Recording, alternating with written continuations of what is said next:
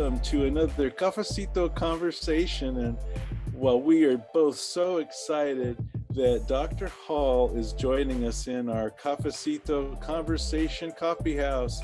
We both have our mugs ready to sip on, and just excited to have you with us, Dr. Hall. Dr. Hall is our Vice President, Chief Diversity Officer, and he leads the Division of Diversity, Equity, and Inclusion. So welcome to our Cafecito today. Thank you for the invitation. It's nice to be in the virtual cafe and sipping coffee with good company. This is great. So thanks for inviting me. Well, it's a pleasure. And so, in your role as Vice President, Chief Diversity Officer, just give us a little bit of context of your leadership and your influence in this work at APU. Yeah. So for those who may be watching this video and maybe this is the first time you've seen me, my name's Keith Hall, as Dr. Martinez shared. I'm originally from Nashville, Tennessee. I've been in Southern California since 2007 and been a part of the APU community since 2012, and currently hold the role of Vice President, Chief Diversity Officer. And so I have the distinct pleasure of working with Dr. Martinez, Erin Hinojosa, our DEI team, along with, many senior and university leaders, thinking through ways that we can advance diversity, equity, and inclusion as kingdom distinctives across our institutional operation. And this, Dr. Martinez, we are a very diverse community, right? 60% of our students identify as students of color. A little less than a third of our students are first generation college students. I think we're ranked in the top 25 in terms of socioeconomic diversity. And so we see diversity as obviously a kingdom distinctive, but it's also an institutional strength. Yes. But it also comes with challenges in terms of, how do we start to re-engineer our institution, right, to better serve those who are a part of our community. So that's some of the imaginative work that we get to do with our colleagues. Well, so let's talk a little bit about that re-engineering. And in the Disney world, they'd say that imagination of what could be. And so our theme for the year is exciting, Dr. Hall, and I want to read that, is that in our theme, it kind of encapsulates the next step. So renewal in the midst of challenge and change. Renewal in the midst of challenge and change. So where does diversity, equity, and inclusion fit in that next big step we're going to be taking together for DEI, diversity, equity, and inclusion? Yeah. So I think the past 18 to 19 months, we've experienced a degree of change that we've never encountered before. The public health pandemic has been one thing, right? And so we've had to reorient the way that we deliver educational services. We've had to think critically about ways that we can provide support for students during the pandemic, not just to promote safety, but to also consider their emotional well-being. Richard, you know this. I mean, a lot of our colleagues have experienced loss of loved ones. And so how do we attentively and strategically meet that type of need, whether that's partnering with our university counseling center or our campus pastors, or even developing circles of support from our sphere of influence. In addition to, the public health crisis, which continues to persist, even though cases are declining, which we're encouraged about that. But then there's also been, I think, a elevation of collective consciousness in our nation and around the globe around justice and a need for our nation and even the spaces that we occupy to be more equitable. And I don't think this is anything new, to be frank with you. This has been going on for years. I mean, if we track it back to the inception of this nation, the way that indigenous persons and peoples were treated. When we look at the history and the stain of slavery, I mean, there were gross inequities that reflected in our nation's history. But now I think there is a huge cry and rally around, well, how do we fix this, right? How do we resolve this? How do we think strategically about this across the nation, which feels very big?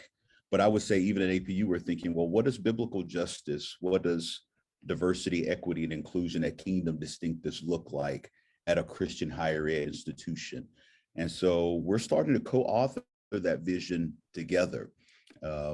And I think many of those aspects and dimensions are reflected in Renewal, our university strategic plan. Yes. You and so many of our faculty, staff, and students have been a part of the process of, starting to co-create what this shared vision will look like for the next 5 to 7 years across our diverse university community. There you it's go. A good question. So let's drill down a little bit. So the theme for the year is this renewal amidst challenge and change. So let's talk a little bit about the challenges. We're a higher education institution. We're an HSI institution. You gave a little bit of the demographics about students of color, as well as staff, faculty, administrators. We have that changing demographic as well. Diversity, equity, and inclusion amidst the challenges right now. What do you foresee as challenges that we need to be able to address in order to then take us to the next level in the future? Yeah, really good question. I think one of the first challenges that we called out pretty explicitly in our processing during the first few stages of Renewal was climate, like institutional climate. And culture is different than climate. Climate, probably the operational question that we pose to students as well as faculty and staff is, how does the navigation of the institution feel, right? And all too often we hear from many of our students, or some of our students, and definitely some of our faculty and staff, that it is a challenge. And so I think there's an opportunity to cultivate a healthier climate where all of our students, no matter how they identify ethnically, culturally, socioeconomically, et cetera, and faculty and staff, where they're able to thrive. And so that starts, I think, first with resuming our efforts to administer a strategic, kind of longitudinally devised campus climate study. So we have empirical evidence that gives us a sense of how are we trekking when it comes to institutional climate. You are a part of that working group that many of our faculty and staff were a part of, and a proposal was actually developed. And so we're going to implement that. What does a cycle of assessment look like as it relates to climate? And it's not just a one-time deal. I know we had our first campus climate study that you played a key role in, Richard, back in 2015, 2016. But at that time, we didn't really have a conversation about, okay, well, what about the next iteration? Right. And so I think the work that you and some of our colleagues did in that specific working group will help us develop like a longitudinal plan as it relates to assessment. I think some of the more challenging issues that we'll need to navigate is, okay, what does inclusive excellence look like universally in the classroom setting, but also in the co-curricular for all of our students? We're very fortunate that we have a provost who is supportive, of this type of planning and conversation and landing on a framework of philosophy that takes into consideration the backgrounds of our students, right? So I'll share an example for those who may be listening and wondering, well, what are you really getting at? So historically, students of color sometimes will step into the classroom and they will read literature, they will write reflections, but sometimes the literature, the reflections may not reflect their own background. And, some researchers will say, it's almost like students are looking outside a window at individuals that pass by. Listen, I think it's important for all students to read and reflect and to think critically about literature developed by different authors. But this is a time for us to be strategic about integrating diverse scholarship. Right. And we have authors from a variety of backgrounds whose work can enrich the learning experience, not just for students of color, but for all of our students. And so that's going to be a seismic step. And we're very fortunate that many academic leaders, deans, have advocated for that type of approach. And so that's going to be a key strategic priority, moving forward. We also have to think about representation, Richard.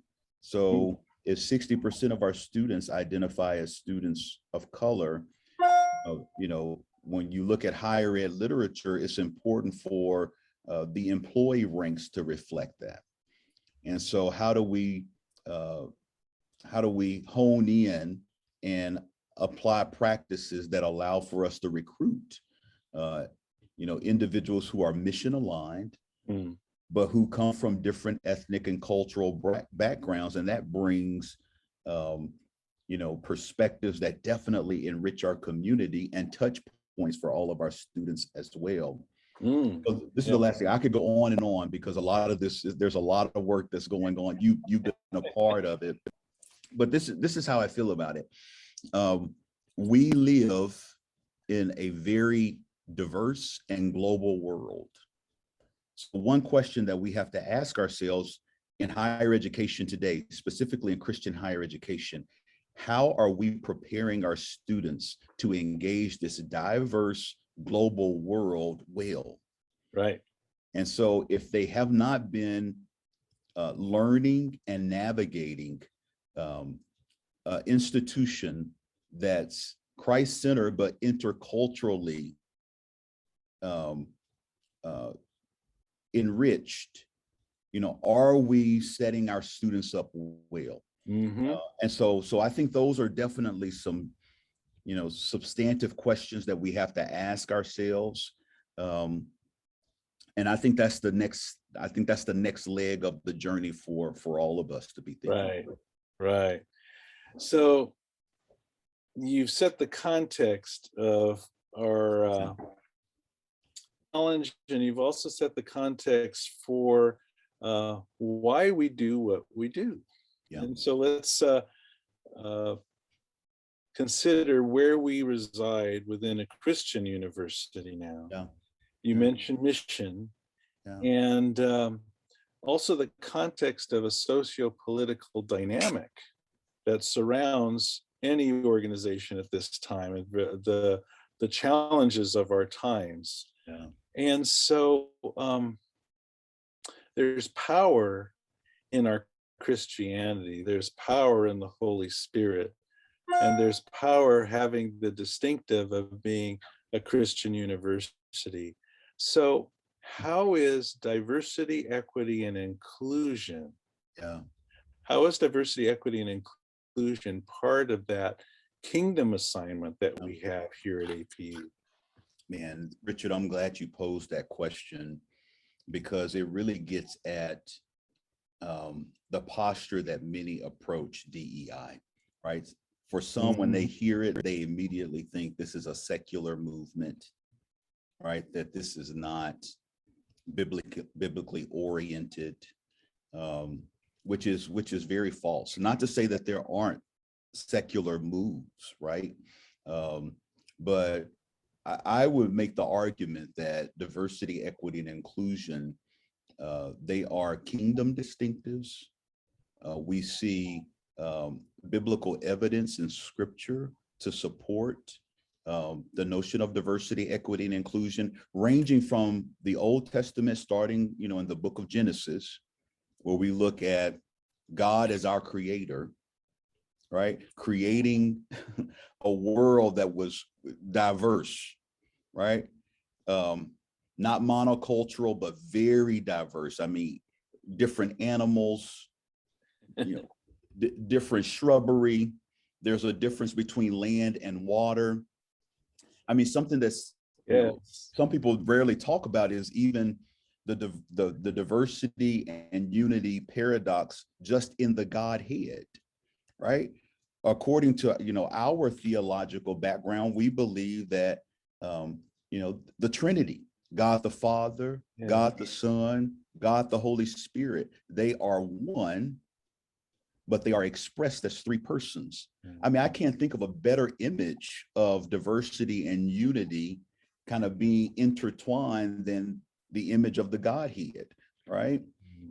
And then there are even New Testament examples of, you look at Acts chapter 2, the day of Pentecost, and you had people from different backgrounds, and whether that's socioeconomic, cultural, ethnic, and they all invade Jerusalem, and they all respond to this Christ-centered message delivered by Peter, right?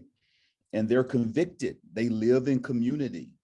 We read later in chapter 2 where they, some Christians who have resources, they share their resources with those who are without. What I'm getting at, I mean, all throughout Scripture, there's biblical evidence that supports the notion of diversity, equity, and inclusion. And so I think it's important for us to communicate that. I think that should be the premise of our work. And let me say this, Richard. I know sometimes when people hear diversity, equity, and inclusion, they think, okay, that's what Richard and Keith and maybe Aaron and a few others should attend to, right? And some may even think that, hey, it's so big, it's a structural issue. And I do think that there are structural dimensions that we have to address. And I think Renewal is placing us on that journey to assess those areas of gap and to address them. But I would like to argue that within our sphere of influence personally, we can be agents of change in prioritizing diversity, equity, and inclusion as champions, if I can use the term that characterizes the program that CDEIE carries out, as ambassadors, right? So, like, I don't have to wait on a strategic plan to determine, okay, I'm going to be intentional about reaching out to students that identify differently than I do and start to build rapport. That's exactly what Jesus did. Yeah. Right? I mean, John chapter 4, when Jesus goes through Samaria, which was unheard of for Jewish men to do that, and to have a substantive conversation with the woman at the well. I mean, that shows that Jesus was willing to step past barriers and to build relationship with individuals who were different than himself. Right. And there are countless examples in the gospel of Jesus doing that. And so I think it's important for us to, the best that we can to model that within our respective roles here at APU. Right. Yeah. Modeling is so important. Walking the talk. Yeah. And being aligned with our mission, kingdom distinctive. Yeah. So can I interject just one more thing too? Of course. So, it's important for our community to know we do have an institutional value for diversity. It's a part of our What We Believe document. So this isn't just like some co-curricular aspiration. I mean, this is a part of who we are. This is a part of the fabric of our institution. And then the other thing I would like to highlight is just our ethos. Since I've been at APU, Richard, you've observed this, I have too, and so many other members of our community who have been around for some time. We are a very relational campus, right? Not all universities do relationships well, but this is something that we hold in high regard, and we esteem, optimizing opportunities to have coffee with students, to mentor students, to coach students, to walk with students as they, encounter difficult challenges. So all I'm saying is, how do we maybe strategically direct that focus, especially towards perhaps students who are marginalized, students who don't feel that they're seen? How do we intentionally identify those students who could really use our engagement and spirit-filled approach to advance diversity, equity, and inclusion, and to promote community? Right. So there's the seen and the unseen, and the missional aspect of our work that we want to manifest in all we do.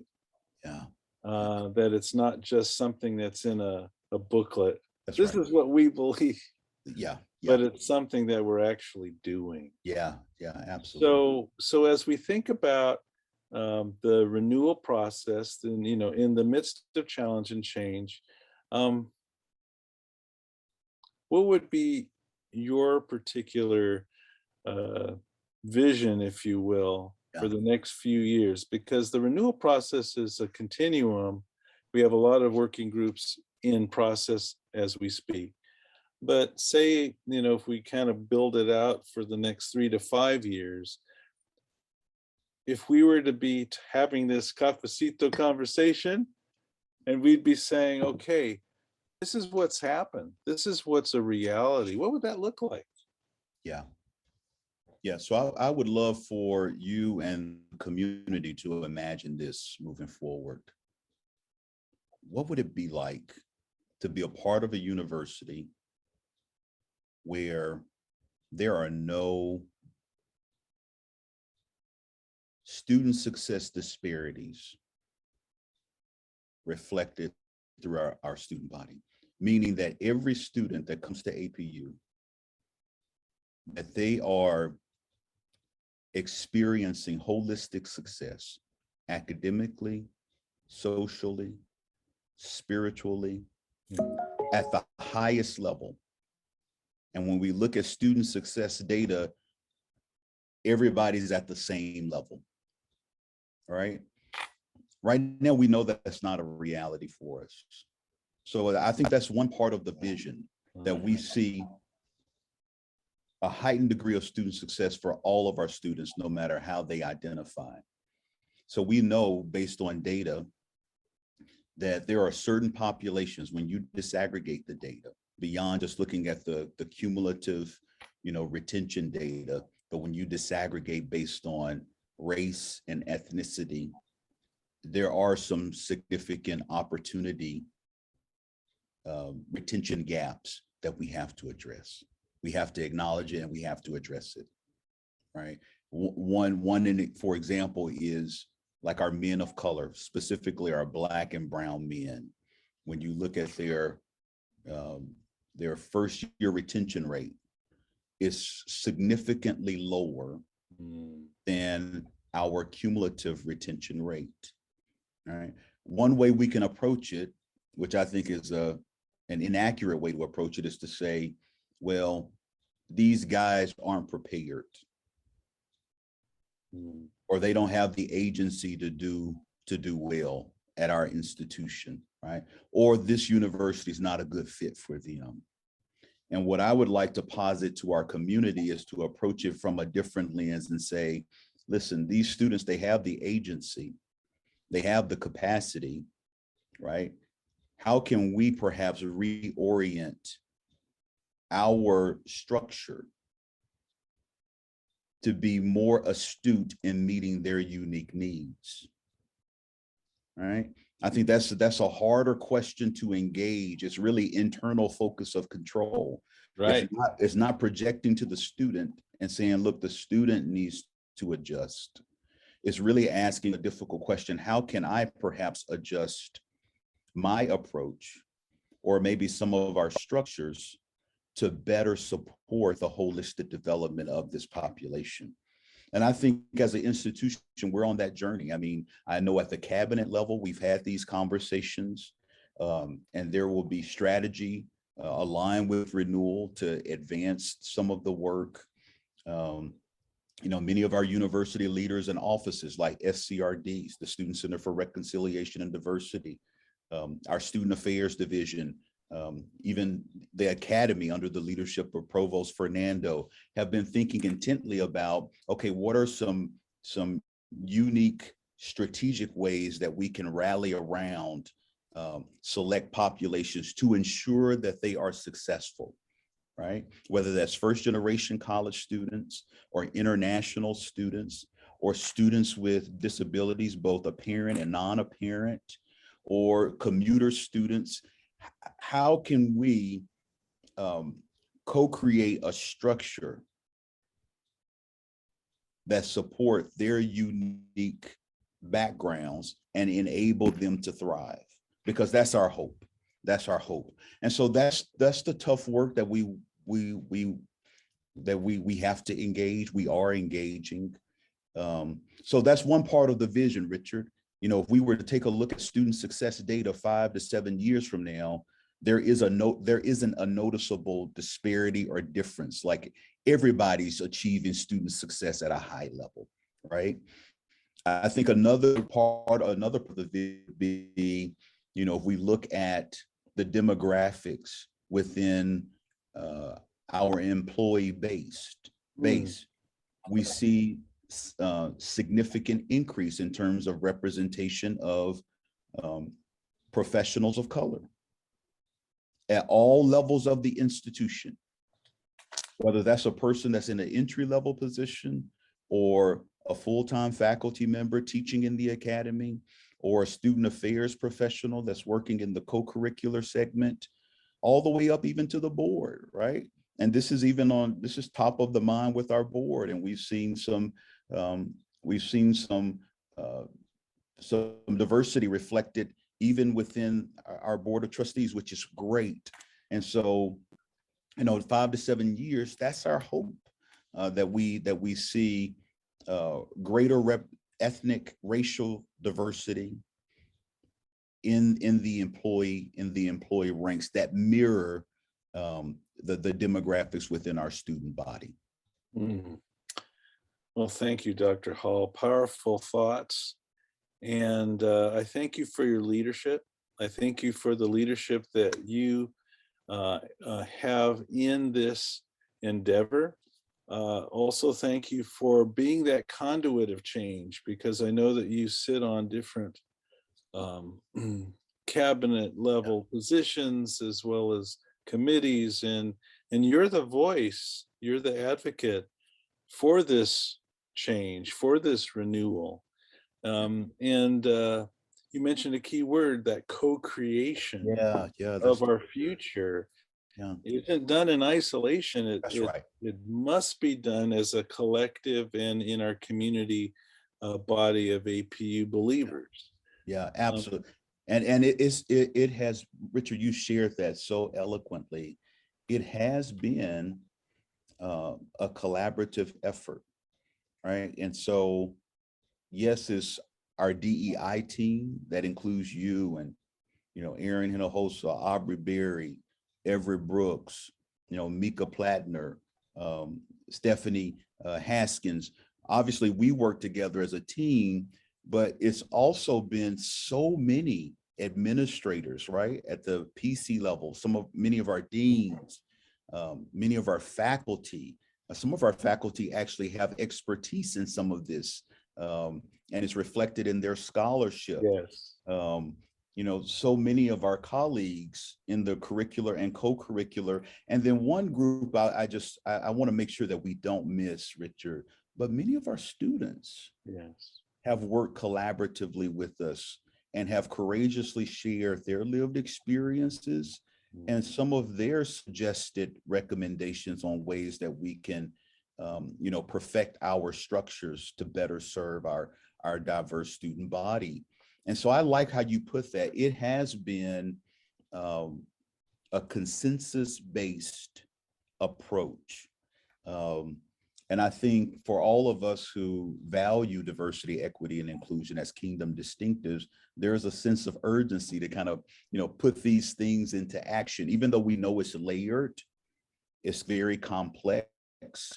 It takes a lot of thought and time. It takes fiscal support, for us to make some of the adjustments that need to be made.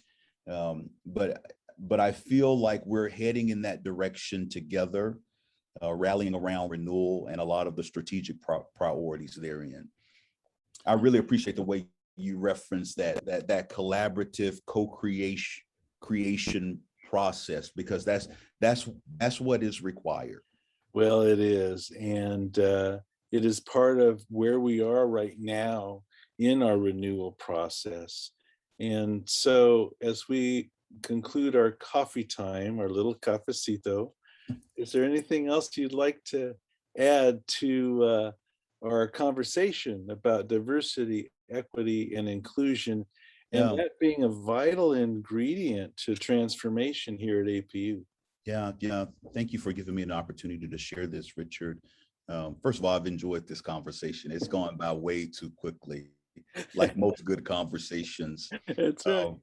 So I think the first appeal that I would make to our community who's watching this conversation, one, I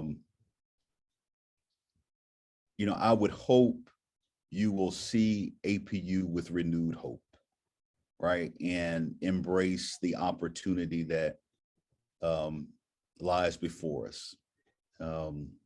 Like when I drive in every morning to work, Richard, I think of two groups of people.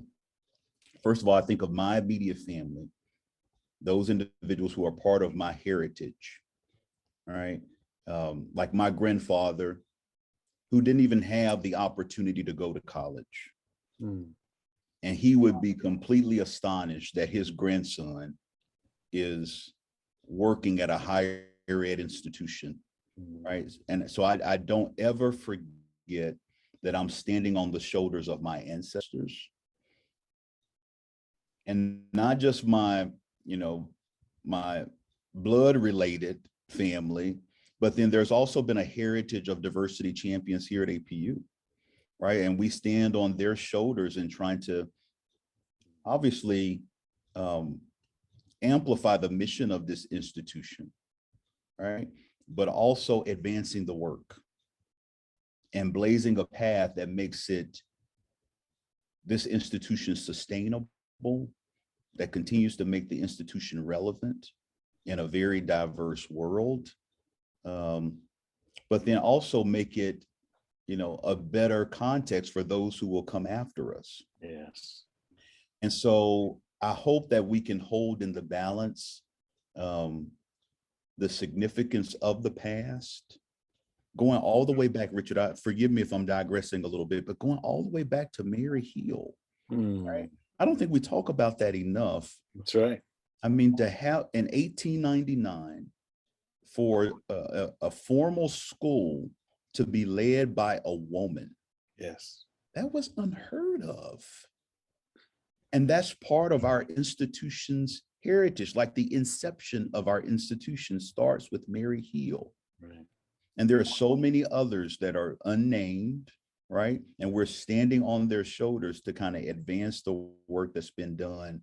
So I hope we can hold in the balance reflection on the past, understanding that we're standing on their shoulders, but then the beauty of the future. And so I think through this process, we've tried to master the perspective of, yes, we've got to tell it like it is in terms of gaps and areas that have to be addressed as it relates to diversity, equity, and inclusion. But we couple that by also telling it like it could be, right? Like it's not enough. It's kind of incomplete to say, hey, this is what we're not doing, and this is where we're undone, without also sharing a vision of where we're heading. And I think as, diversity professionals and leaders on our campus, what has brought us a lot of joy is being imaginative about where we're heading. And I'm grateful you've been a part of that process, Richard. And to be frank with you, you've been doing that work for some time, here at APU, along with so many others who came before us. The last thing I'll say is, please, stay abreast of developments as it relates to Renewal. I know there's a website where updates are being provided. Those individuals who have been a part of working groups, and there's still some active working groups that are kind of moving the work forward to another level. So stay abreast of the changes. But I would say, for many who are watching this video, don't think that you have to wait, right, to start leaning into your role as a diversity champion, right? So think through critically and be curious about ways that you can support diverse individuals that work in your department or students that are within your sphere of influence. If you're a faculty member, be thinking about ways that you can integrate diverse work, literature, poetry, prose, different scenarios. It's as simple as saying, okay, look, I'm not going to use some of the traditionally Western names in my scenarios. Maybe I'm going to choose names and experiences that align with some of the students that I'm serving, but I'm going to do that sensitively. We sent out a newsletter, and one resource that we included was the intent that we have in pronouncing students' names correctly, and how that cultivates a sense of belonging in itself. And so not being resolved about making up our own nickname for a student, but actually spending time to phonetically pronounce a student's name correctly. And if you have space and time, to even ask them, hey, tell me a little bit about your name, where you're from, what does it mean?